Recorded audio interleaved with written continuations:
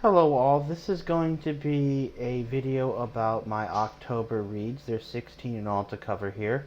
Some of them are ones that cover the Halloween challenges or October reading challenges I made in a previous video, and some are not. This is a small pocket guide of witchcraft in Europe and the early American colonies. The Wolfen is a quick horror fiction read, very fun, goes in the werewolf vein. Basically cops versus werewolves, but yet the most believable horror fiction book you'll read in a long time.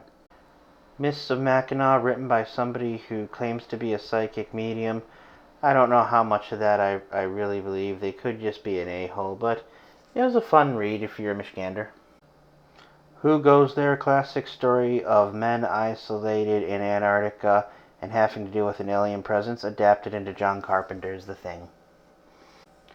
Wicked Ypsilanti, kind of an informal history of crime in Ypsilanti. Fascinating stuff, though. Urban Legends, the world's most popular urban legends. You know, a quick read, meant to entertain, not so much to inform. And we are back to straight-up horror fiction with Autumn Crow, a nostalgia grab in the vein of Goosebumps, Christopher Pike, and Scary Stories to Tell in the Dark. This is a bunch of short stories that are centered on Halloween. Cycle of the Werewolf, a short read by Stephen King, and the third Stephen King book that I've read. This is a mix of both his writing and somebody else's art, and this really paves the way for his comic book adaptations. Alright, this has nothing to do with Halloween or the month of October, but rather this is a well thought out research piece about a serial killer active in Ypsilanti from 1968 to 1970. Incidents in the Life of a Slave Girl. Well, this book is actually maybe one of the most horrifying books on the actual list. If you're interested in this, and you should be because of history, consider yourself trigger warned. Alright, take a breath of fresh air because we are back to lighthearted stuff. The Big Book of Unexplained Mysteries. Sort of obviously written for a more mature audience, but reminiscent of those books, those kind of scholastic books that you would read in grade school about just phenomenon that nobody has explained, or at least that we've been told nobody's explained.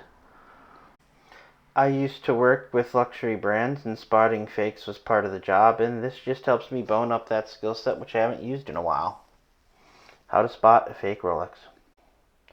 A History of Magic, Witchcraft, and the Occult. This sort of straddles the line between entertainment and being informative, kind of like an encyclopedia, but of the macabre. Maritime Academy Graduate, Memoir of a Third Mate. I was a sailor for many years, and if you've ever wondered what the privatized side was like, stop wondering, it's hell. And you know, this guy graduated from a maritime academy. All that effort, and graduates of that academy might not get placed in the maritime industry for many years. Sleeper agent. For those of you who don't know, a sleeper agent is somebody sent to essentially live and gather information, but not really with a clear, defined mission, more so in for duration in terms of years, and oftentimes other operatives moving into that person's geographic area will not know that there's a fellow sleeper agent there. They're very hard to detect, and this is about somebody who penetrated the Manhattan Project. For those of you who aren't historians, the Manhattan Project was the project to build the nuclear bomb. The Occult, Witchcraft, and Magic in Illustrated History.